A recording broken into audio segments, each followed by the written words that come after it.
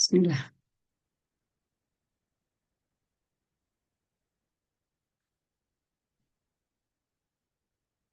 Oke, baik. Bismillahirrahmanirrahim. Assalamualaikum warahmatullahi wabarakatuh.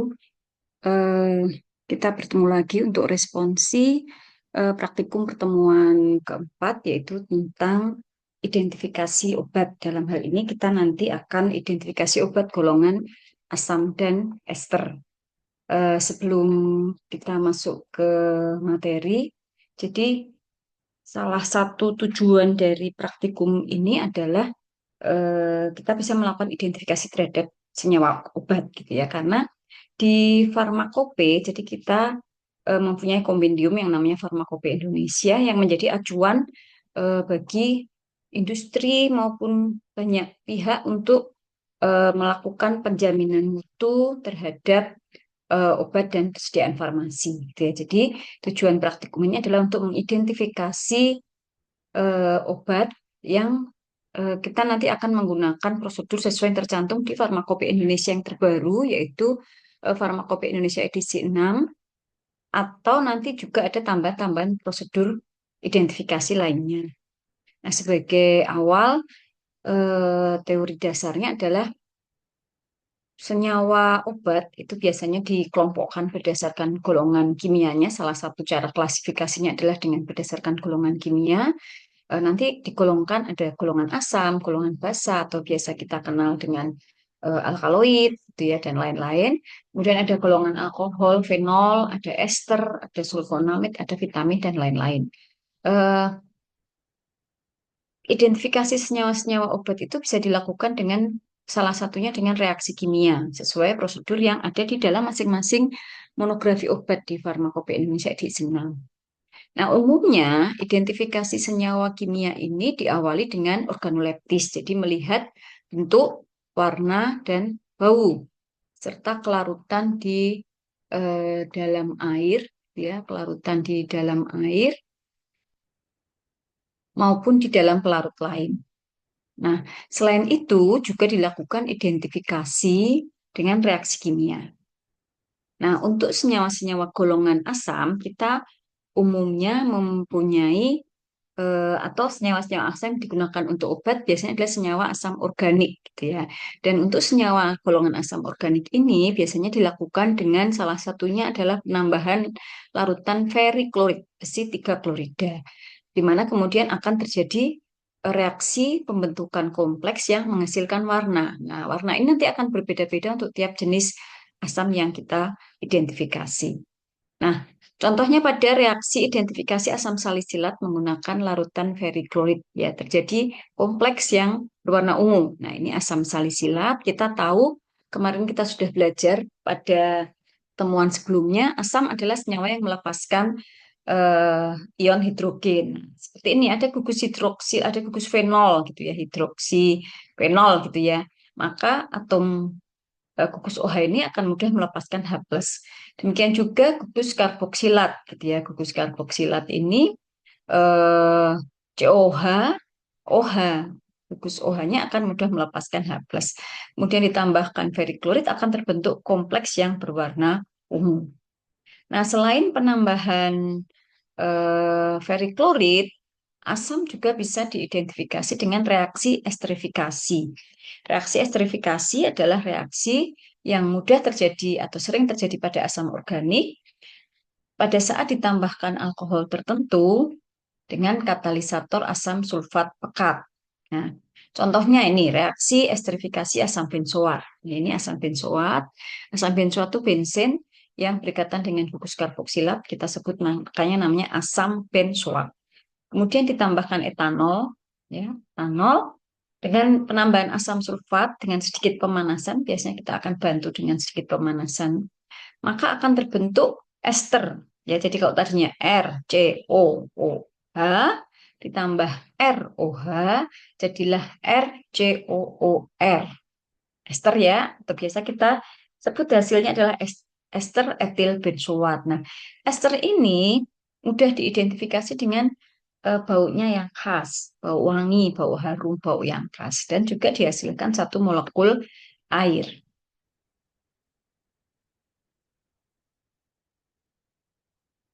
Nah, nanti dalam praktikum kita akan menggunakan monografi-monografi yang ada di farmakope.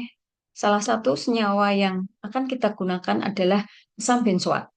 Asam benzoat ini sering digunakan dalam farmasi sebagai pengawet. Ini strukturnya tadi sudah ya, asam benzoat ini PM-nya. Nah, nanti Anda lihat dulu pemerian. Pemerian ini organoleptis. Bagaimana bentuknya, bagaimana warnanya, baunya, gitu ya. Kemudian kelarutannya. Kelarutan, eh, sukar larut dalam air, mudah larut dalam etanol, mudah larut dalam kloroform dan ether. Jadi nanti Anda coba diambil sedikit zat, kemudian ditambahkan pelarut-pelarut ini untuk dilihat apakah dia memang larut atau sukar larut. Nah, kemudian ini reaksi identifikasi yang ada di farmakope. Buat larutan jenuh. Larutan jenuh itu adalah larutan yang pada saat di zat gitu ya, ditambahkan pelarut, dia masih larut, tapi pada saat pat, pat dia tidak larut lagi, itu namanya larutan jenuh. Jadi biasanya kita buat dengan menambahkan sejumlah zat dengan pelarut, kemudian kita larutkan, kita lakukan sampai ada bagian yang tidak larut, kemudian disaring. Nah, larutannya, filtratnya adalah larutan jenuh. Itu artinya tidak ada lagi zat yang bisa terlarut, gitu ya. Kemudian disaring, kemudian pada filtratnya ditambahkan ferriklorid, maka akan terbentuk endapan merah muda. Nanti ini adalah warna yang seharusnya teramati. Anda lihat di tabung reaksi nanti, tabung reaksi Anda setelah ditambahkan warna besi klorid, apa yang terjadi eh, pada larutan jenuh asam benzoat tersebut. Kemudian filtrat yang sama, jadi setelah Anda membuat larutan jenuh, Anda saring, Anda bagi dua gitu ya. eh, atau bagi tiga karena nanti ada reaksi tambahan gitu ya. Jadi yang pertama, tabung pertama untuk identifikasi yang A, kemudian tabung kedua yang B, tabung ketiga untuk reaksi esterifikasi. Pada percobaan kedua, B ini tambahkan larutan yang tadi, larutan jenuh, tambahkan asam sulfat 7N, asam sulfat. Ini cukup pekat ya, hati-hati nanti. Kemudian campur dan dinginkan. Didiamkan, maka akan terbentuk endapan putih. Nah, endapan putih ini, endapan putih artinya dia tidak larut di air kan? Nah, coba ditambahkan ether. Nah, dengan penambahan ether dia akan larut. Nah, pada tabung ketiga lakukan reaksi esterifikasi, ya di mana larutan jenuh asam benzoat tadi tambahkan etanol, kemudian tambahkan asam sulfat pekat, dibantu dengan sedikit pemanasan, tapi jangan terlalu lama memanaskannya. Nah, dicium bau ester nanti. Jadi jangan dicium, tapi di kipas nanti akan diajarkan oleh instruktur di lab bagaimana cara mengidentifikasi bau dari hasil reaksi.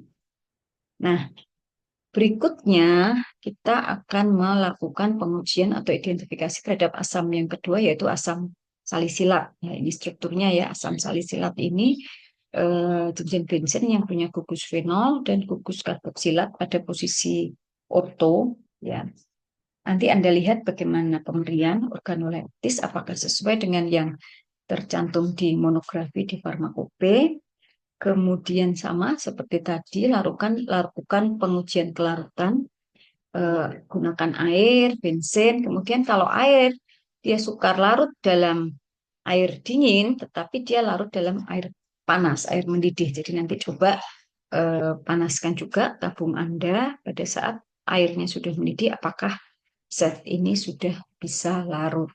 Kemudian sudah larut dalam etanol ether, agak sukar larut dalam kloroform.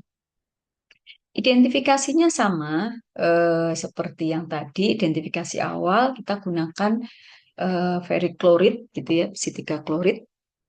Tapi kalau ini cukup dalam larutan asam salisilat yang encer. Kalau yang asam benzoat tadi kan harus jenuh. Kalau ini cukup larutan asam salisilat yang encer. Seharusnya akan terjadi warna ungu. Kemudian di tabung reaksi kedua tambahkan larutan asam salisilat itu, tapi ini larutan pekat gitu ya. Jadi tadi sudah diajarkan gimana cara membuat larutan pekat. Kemudian setelah ditambah Cl pekat akan terbentuk endapan putih asam salisilat. Pada tabung ketiga sama, tambahkan asam salisilat ini metanol. Kalau tadi kita gunakan etanol, sekarang kita gunakan metanol, gitu ya, dan asam sulfat pekat. Jadi ini sama melakukan reaksi esterifikasi. Nah, sampel ketiga yang akan kita uji adalah ester, gitu ya. Kalau tadi kedua sampel sebelumnya adalah asam karboksilat, sampel ketiga kita adalah ester. Ester asam ester dari asam salsilat atau kita biasa sebut sebagai asam asetil salisilat. Apa bedanya strukturnya? Kalau Anda sudah kuliah kimia organik pasti sudah belajar ya apa beda struktur asam karboksilat dengan ester karboksilat. Ini sama masih ada gugus karboksilat di sini, tetapi gugus OH-nya, gugus OH fenolnya digantikan oleh gugus asetil ya, karena namanya jadi ester salisilat atau asam, masih ada asamnya, asam asetil salisilat.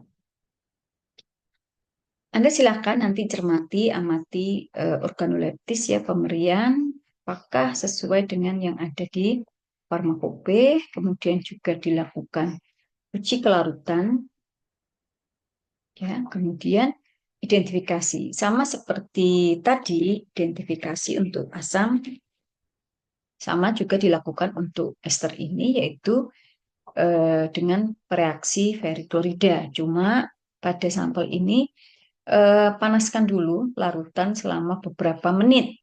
Kemudian didinginkan baru ditambahkan ferriklorid. Apa tujuannya? Karena ini ester gitu ya. Dia tidak punya gugus OH fenol ya. Jadi kalau kita lihat tadi eh, ada asam karboksilat ya. Ada asam karboksilat reaksi antara ferriklorid ya terjadi pada gugus OH fenol.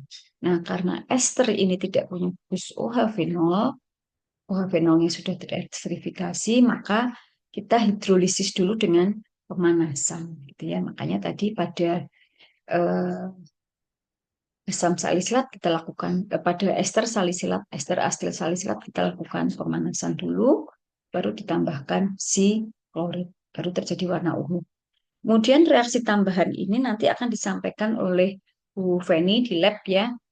Eh, Bagaimana reaksi-reaksi tambahan untuk ester asam asetil salisilat. Kenapa? Karena yang ada di farmakope reaksi kimianya hanya reaksi penambahan besi klorida. Nah, tugas Anda nanti adalah melakukan identifikasi untuk tiga senyawa tersebut. Jadi, coba Anda buat, boleh Anda tulis di petunjuk praktikum Anda di bagian yang kosong cara kerja untuk praktikum besok. Gitu ya. Anda bisa membuat rancangan kerja atau urutan kerja untuk tiga senyawa di atas berdasarkan cara kerja yang sudah tercantum di farmakope dan cara kerja tambahan yang tadi saya berikan. Kemudian gambarkan juga atau tulis juga tabel di modul Anda di bagian yang kosong saja gitu ya. Lembar kerja yang pertama untuk pengamatan organoleptis gitu ya, meliputi tadi bentuk, warna dan bau untuk ketiga zat atau ketiga sampel kita. Kemudian kelarutan, nanti Anda tulis sendiri di sini pelarutnya apakah air dingin, air panas, kemudian etanol, dan seterusnya, sesuai yang ada di monografi masing-masing zat gitu ya, untuk ketiga sampel ini. Kemudian identifikasi yang pertama dengan ferriklorid, gitu ya, dengan ferriklorid, Anda bisa tuliskan ringkas cara kerjanya di sini, cukup misalnya ditambah FeCl3 gitu ya, dipanaskan dan seterusnya tuliskan di sini. Kemudian hasil seharusnya ini hasil yang tertera di monografi. Seharusnya apa yang teramati ungu kah, merah kah? Kemudian di sini hasil pengamatan Anda. Yang kedua adalah tahapan reaksi identifikasi sama dengan cara estrifikasi sama ya. Anda tuliskan ringkas cara kerjanya di sini. Kemudian seharusnya tercium bau apa gitu ya dan bagaimana hasil pengamatan Anda.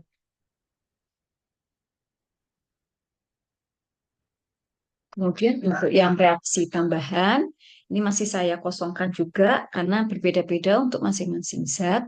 Silahkan tambahkan di sini cara kerjanya. Kalau ada satu ya cukup ditulis di satu baris ini. Kalau ada tambahan lagi, Anda bisa tuliskan di bawahnya. Nah, dari sini Anda nanti kemudian mendapatkan hasil dan dibahas gitu ya di laporan gitu ya.